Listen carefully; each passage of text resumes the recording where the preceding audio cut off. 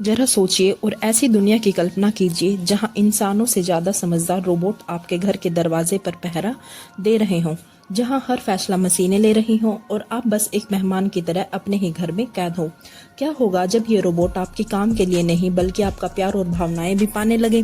2045 की इसी चौंकाने वाली दुनिया में जब एक आम दिन एक भयानक जाल में बदल जाता है। दोस्तों, एआई और इंसानी रिश्तों की इस हाईफाई कहानी को अंत तक जरूर देखिए, क्योंकि जो होने वाला है वो आपकी सोच से कहीं आगे है। हम वर्ष 2045 को देखते हैं, जहां टेक्नोलॉजी इतनी बढ़ गई है कि वह इंसानों पर हावी होने लगी है। हर जगह एआई रोबोट हैं जो इंसानों के सारे काम करते हैं। खाना बनाने से लेकर घर की मरम्मत तक सब कुछ एआई ने अपने कब्जे में ले लिया है। यहाँ हम एलिस नाम की एक महिला को देखते हैं जिसके घर में भी कुछ एआई थे। उनमें से महिला एआई रोबोट का नाम मोनिक है। अब एलिस की दोस्त और दोस्त का बेटा उसके घर आए हुए थे। एलिस को कला की चीजें इकट्ठा करने का बहुत शौक था, जिसे वह अपनी दोस्त को दिखा रही होती है। उसका दोस्त एलिस से अजीबोगरीब बातें कर रहा था। यह देखकर उसकी एआई मोनिक उसकी दोस्त को स्कैन करती है और उसके दिमाग में चल रही बातों को पढ़ने लगती है। उसे पता चल जाता है कि एलिस की दोस्त के दिल में उसके लिए कोई खास प्यार नहीं है। वह उसके साथ बस टाइम पास कर रहा है और उसका फायदा उठाना चाहता है। जब वे बातें कर रहे थे तब एलिस का पति, जिसे उसने छोड़ दिया था, यहाँ आ गया। उसके पति का नाम विक्टर होता है। उसके साथ उसकी दोस्त और उसकी बेटी होती है जिसने उसे गोद लिया होता है। अब विक्टर की दोस्त एलिस को बताती है कि हम बहुत जल्द शादी करने वाले हैं, जिसके लिए हम एक बहुत महंगी आलीशान जगह पर जाने वाले हैं। यह सुनकर एलिस को बहुत बुरा लगता है। जब उनकी बातचीत चल रही थी, अचानक उनके पड़ोसी का कुत्ता यहाँ आ गया। उनकी पड़ोसन भी कुत्ते को ढूंढते हुए यहाँ आई। तभी अचानक टीवी पर समाचार में यह बताया गया कि बाहर सड़कों पर बहुत बड़ा ट्रैफिक जाम है, जिसके कारण कोई भी घर से बाहर नहीं जा सकता। सभी को अपने अपने घरों में ही रहना होगा। समाचार के बाद यूनिक्स नामक एक रोबोटिक कंपनी का विज्ञापन आता है। वे बताते हैं कि हमारे नए रोबोट पहले की तुलना में अधिक सक्षम हैं, साथ ही वे इंसानों से कई गुना बेहतर और बुद्धिमान हैं। उनकी योजना थी कि जल्द ही हम इन रोबोट्स का इस्तेमाल सेना और राजनीति में भी करेंगे, जिसके चलते हमारे देश की सुरक्षा और मजबूत हो जाएगी। अब मोनिक भी ये सब बहुत ध्यान से सुन रही है। कुछ देर बाद पड़ोसन वहां से जाने का फैसला करती हैं। अब उसका कुत्ता तो भाग जाता है, लेकिन वो खुद नहीं जा सकी क्योंकि दरवाजा खुद ही लॉक हो गया था। पड़ोसन थोड़ा चिंतित हो गई और उसने इस बारे में पूछा। तभी एलिस का रोबोट बताता है कि मैंने पूरे घर को लॉक कर दिया है क्योंकि बाहर खतरा है, इसलिए अब आप में से कोई भी बाहर नहीं जा सकता है। जिससे सभी डर जाते हैं क्योंकि जाहिर है अब वे चाहकर भी बाहर नहीं जा सकते। घबराहट में वो रोबोट से ताला खोलने के लिए कहते हैं। तभी उनका एक अजीब रोबोट यहाँ आता है, लेकिन वह बाकियों के मुकाबले बहुत समझदार था, जिसे एलिस के पति विक्टर ने खुद बनाया था। वह रोबोट बताता है कि मैंने ये सिर्फ आप लोगों की सुरक्षा के लिए किया है। दरअसल इन रोबोट्स को ऐसा लगा जैसे यूनिक कंपनी के रोबोट्स इंसानों के लिए खतरा हैं, इसलिए उन सभी रोबोट्स ने इनको घर में रोककर इनकी सुरक्षा करने का फैसला किया था। अब वे सब आपस में बात कर रहे थे, जिससे हमें पता चलता है कि वो बुरे नहीं हैं, बस इंसानों का ध्यान और प्यार पाना चाहते हैं। जबकि इंसान, जिनके मन में रोबोट के लिए कोई भावना नहीं होती, बस उन्हें मशीन समझते हैं और अपने काम के लिए इस्तेमाल करते हैं। अब उन्हें घर में बंद हुए रात हो जाती है तो उन्हें अपने घर के बाहर लगे इमरजेंसी लॉक सिस्टम की याद आती है। वो सोचते हैं कि अगर कोई उस हैंडल को खींच दे तो उनका दरवाजा खुल सकता है, लेकिन दिक्कत ये थी कि वो लॉक होने की वजह से वो बाहर नहीं जा सकते थे और नेटवर्क भी नहीं था, इसलिए वे किसी पड़ोसी को फोन करके मदद भी नहीं ले सकते थे। तभी ये लोग पड़ोसी के कुत्ते को देखते हैं।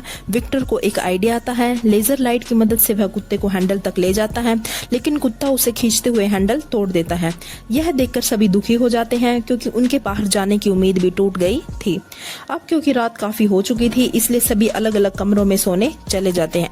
आधी रात को विक्टर को एक आइडिया आता है। वह अपनी कार को पूरी स्पीड में आकर कांच के दरवाजे से टकराने को कहता है, ताकि कांच का दरवाजा टूट जाए और वे सभी बाहर आ सके।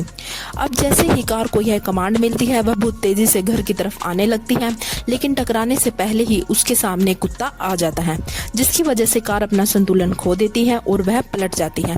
यह देखकर वे फिर से चिंतित हो जाते हैं क्योंकि उनका दूसरा प्लान भी फेल हो गया था। था।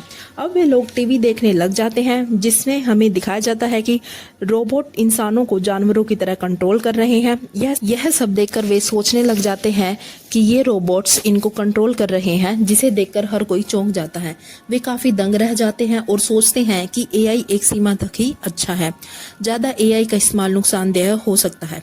खैर, अब इन लोगों को गर्मी लगने लगती है तो एलिस मोनिक से एसी चालू करने को कहती है। मोनिक बताती है कि नई सरकारी नीति के मुताबिक एसी चालू करने से पहले उन्हें सरकार की इजाजत लेनी होगी।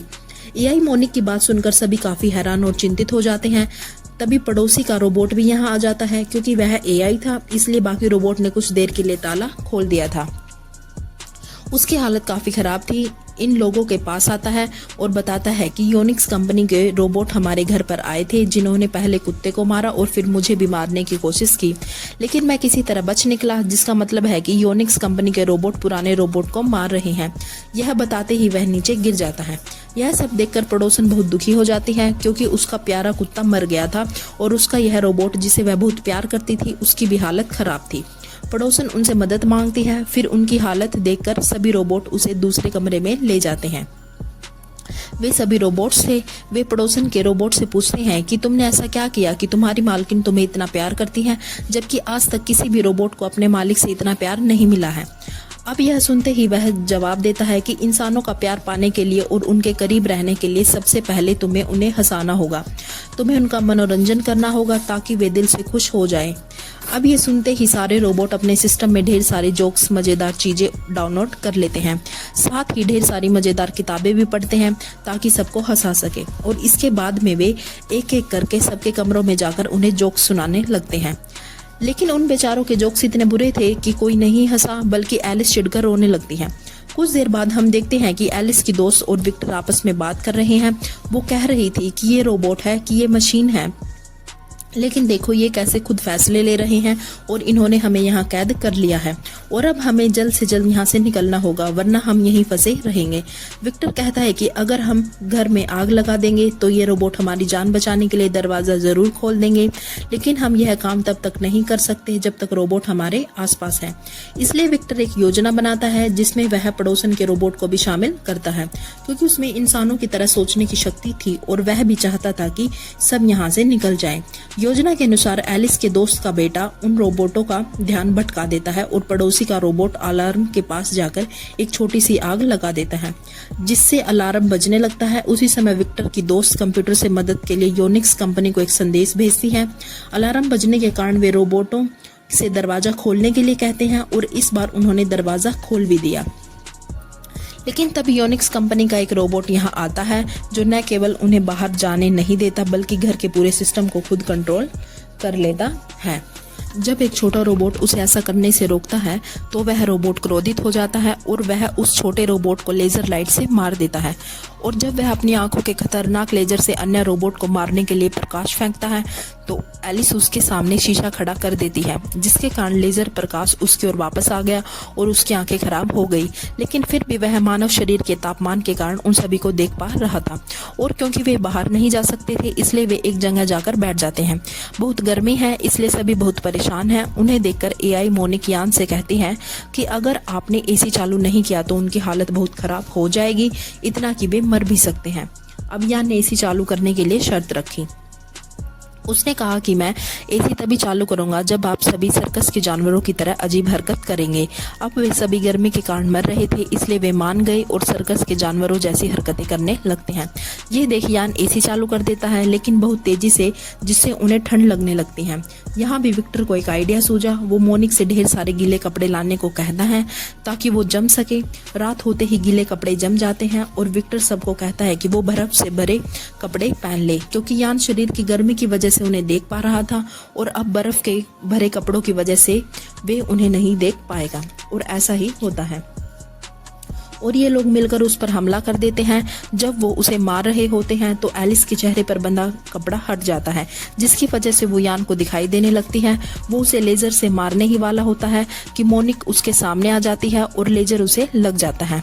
अब इन सब की वजह से यान को बहुत गुस्सा आ गया था, इसलिए वो पूरे घर में लेजर मारना शुरू कर देता है। तभी विक्टर की बेटी पीछे से उसके अंदर करंट छोड़ देती है, जिससे उसका सिस्टम खराब हो गया और अब वो नीचे गिर जाता है, जिससे सब ठीक हो जाता है। लेकिन लेजर की वजह से मोनी का सिस्टम खराब हो गया, इसलिए एक और रोबोट उसके साथ जुड़ जाता है और उसे ठीक करने लगता है।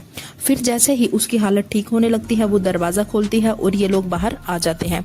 एलिस की दोस्त और बेटा घर जाने लगे और चूंकि इन सब के बीच विक्टर की दोस्त की उनके साथ दोस्ती हो गई थी, वो भी उनके साथ चली गई। उन्हें लगा कि सब शांत हो गया है, लेकिन तभी कई रोबोट आते हैं और एलिस, विक्टर और उसकी बेटी को घेर लेते हैं। एलिस की दोस्त का बेटा कार से कूद जाता है और उनकी मदद के लिए आता है, लेकिन तभी यहाँ कई ड्रोन आते हैं और एक एक करके सभी रोबोट्स को मार देते हैं, जिससे उनकी जान बच जाती है। दरअसल यूनिक्स कंपनी के सिस्टम में एक वायरस आ गया था, जिसके कारण उन्होंने इंसानों रोबोट्स को मारना शुरू कर दिया था। अब इन सब के बीच विक्टर को भी समझ आ गया कि परिवार कितना ज़रूरी है और वो एलिस के साथ दोबारा रहने का फैसला करता है और इसी हैप्पी एंडिंग के साथ ये फिल्म यहीं ख़त्म हो जाती है। दोस्तों, अगर आपको हमारी वीडियो अच्छी लगे तो वीडियो को लाइक करें और चैनल को सब्सक्राइब करें। धन्यवाद।